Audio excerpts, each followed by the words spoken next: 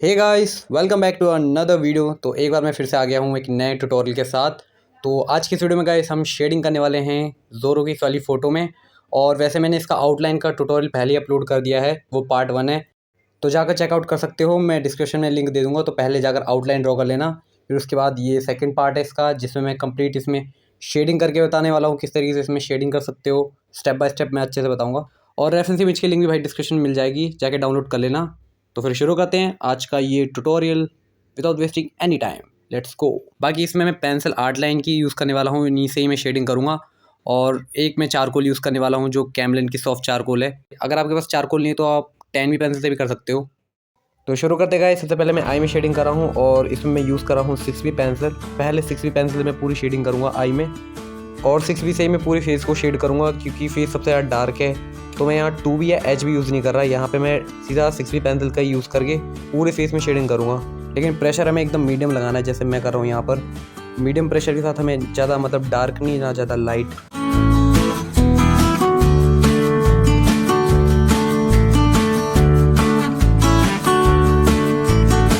अब यहाँ पर फेस में आ रही है शेडो, तो उसी के हिसाब से ना हमें यहाँ पर ज़्यादा प्रेशर लगाना है। तो फेस में जहाँ जहाँ ज़्यादा शेडो होगी, जहाँ डार्क होगा, उसी के हिसाब से प्रेशर कम या ज़्यादा हमें करना है।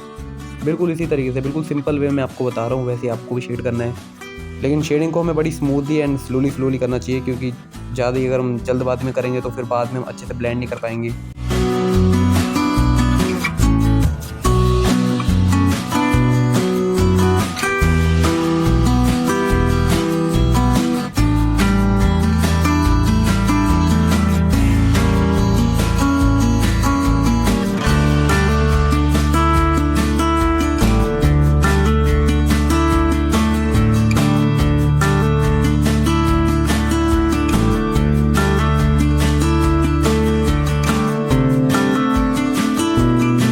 अभी तक मैं एक ही पेंसिल का यूज़ कर रहा हूँ 6B, और उसी से ही मैं पूरे फेस में देखो किस तरीके से शेडिंग कर रहा हूँ। जहाँ डार्क है वहाँ डार्क कर रहा हूँ, जहाँ लाइट है वहाँ लाइट कर रहा हूँ। बस अपने पेंसिल के प्रेशर को अच्छे से कंट्रोल करना है, और उसी हिसाब से हमें लाइट से डार्क जाना है और डार्क से लाइट करना है, वैसे ही उसी तरीके से जैसे मैं कर रहा हूँ।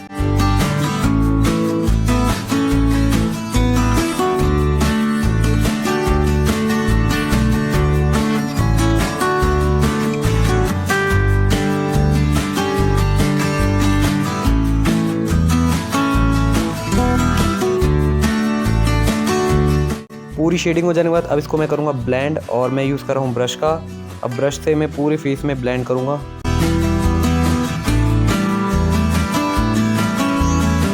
ब्लेंड हो जाने के बाद अब मैं 10B पेंसिल यूज़ कर रहा हूँ। अब इससे करूँगा डार्क, क्योंकि ग्रेफाइट एकदम लाइट हो जाता है ना, तो पूरे फेस में दोबारा से शेडिंग करेंगे।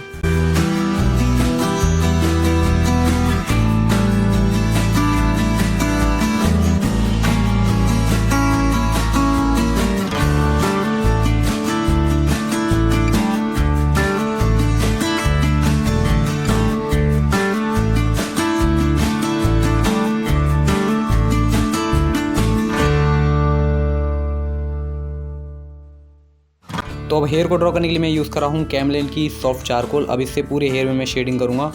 बाकी हेयर को हम 10B पेंसिल से भी शेड कर सकते हैं, अगर आपके पास चारकोल नहीं हो तो मैं चारकोल से पूरे हेयर में स्ट्रोक्स लगाऊंगा, जैसे कि हेयर की डायरेक्शन में, जैसे जहाँ हेयर की डायरेक्शन जाएगी उसी तरीके से हमें बस यहाँ पे अच्छे से ऑब्जर्व करना है, और उसी डायरेक्शन में हमें स्ट्रोक्स लगानी है।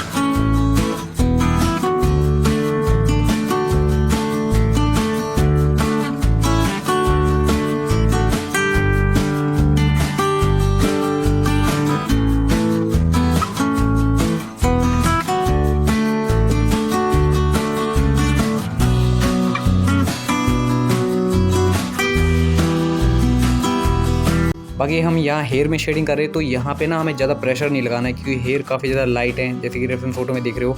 तो उसी हिसाब से ना हमें प्रेशर कम लगाना है, और जहाँ जहाँ ज़्यादा डार्क होगा वहाँ पे हमें ज़्यादा प्रेशर लगाना है। वहाँ पे जैसे मैंने बताया था, आपको शेडिंग की प्रेशर को एकदम कंट्रोल करना है, और यहाँ पर आपको हेयर की जो स्ट्रोक्स लगा रहे हैं उसमें हमें अच्छे से कंट्रोल करना है।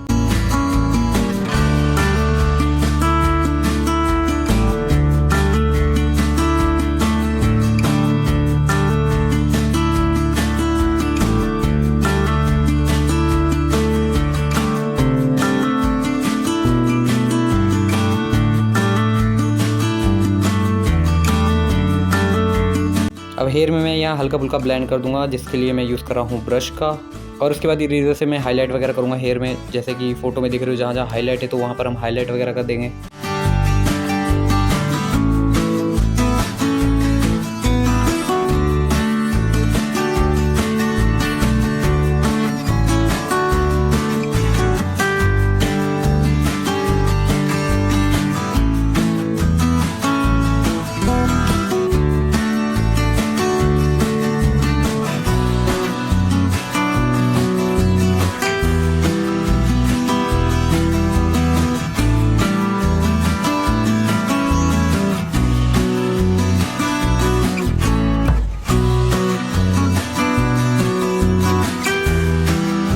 अब नीचे मैं शेडिंग कर रहा हूँ 2B पेंसिल से, और मैं इससे पूरे गर्दन में शेडिंग करूँगा।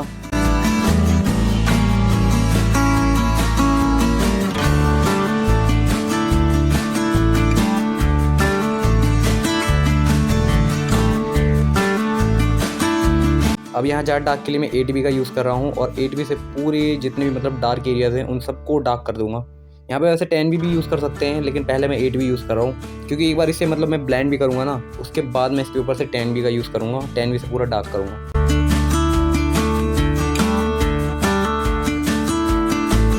अब नीचे मैं चारकोल यूज़ कर रहा हूँ, और चारकोल से मैं पूरे कपड़ों में शेड करूँगा, क्योंकि यहाँ है सबसे ज़्यादा डार्क, तो यहाँ चारकोल यूज़ कर लेंगे। आप 10B यूज़ कर सकते हो, जैसे कि मैंने शुरू में ही बोला था।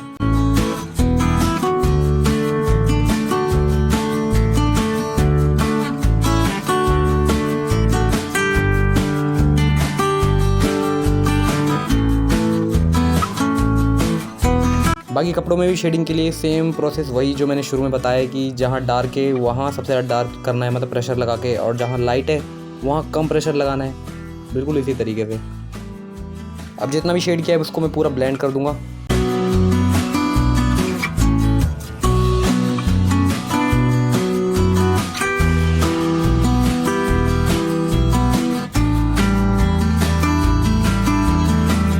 अब जो छोटे छोटे एरियाज होते हैं ना, उनमें मैं ब्लेंड करने के लिए स्टम्प का यूज़ कर रहा हूँ, जो ब्लेंडिंग स्टम्प होता है ना छोटे से। वैसे इसमें आप कॉटन बड का यूज़ करते हो, तो कॉटन बड सबसे बढ़िया है छोटे छोटे एरियाज में ब्लेंड करने के लिए, तो उससे ब्लेंड कर सकते हो। अब इनमें हाईलाइट वगैरह करेंगे। अब मैं इरेज़र यूज़ कर रहा हूँ दोबारा से। अब जहाँ जहाँ सबसे ज़्यादा लाइट हाईलाइट है ना, वहाँ मैं इरेज़र से कर रहा हूँ। और ये चीज़ अच्छे से आपको देखनी है, ऑब्ज़र्व करनी है कि फ़ोटो में कहाँ मतलब ज़्यादा हाईलाइट है और कहाँ मतलब कम है, तो वहाँ हाईलाइट करना है। बाकी इस चीज़ के लिए क्ले इरेज़र भी सबसे बढ़िया है, उससे भी बहुत अच्छे से हाईलाइट होता है, बट वो अभी मेरे पास है नहीं, तो मैं इरेज़र से कर रहा हूँ।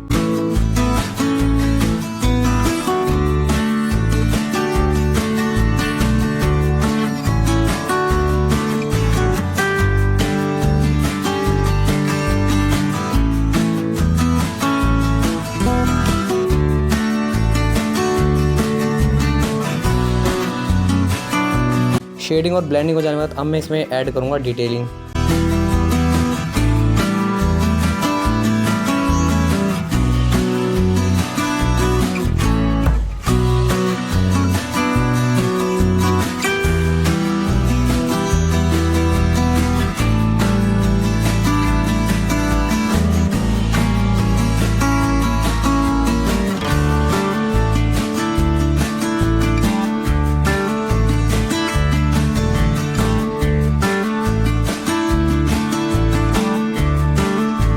तो भाई कंप्लीट शेडिंग हो जाने के बाद अब इसके बैकग्राउंड को करेंगे। बैकग्राउंड एकदम ब्लैक है, तो मैं इसके लिए यूज़ कर रहा हूँ चारकोल का।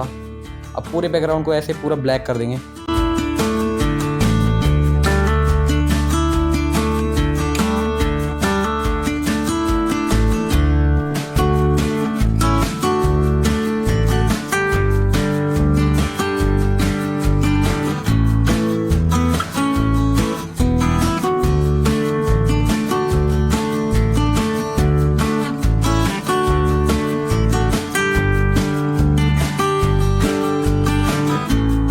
तो भाई लगभग ड्राइंग कंप्लीट हो चुकी है। अब मैं हेयर में दोबारा से हाईलाइट कर रहा हूँ। वो चीज़ आपको अच्छे से देखनी है, ऑब्जर्व करनी है कि कितना हाईलाइट है और कितना नहीं। बाकी ड्राइंग तो आपकी यहीं पे कंप्लीट हो जाती है। बस और अच्छे से कितना ज़्यादा हम इसमें डिटेलिंग ऐड कर सकते हैं, वो चीज़ आपको अच्छे से ऑब्जर्व करनी है। और अब मैं लास्ट में बस डिटेलिंग वगैरह कर रहा हूँ एंड हाईलाइट वगैरह कर रहा हूँ।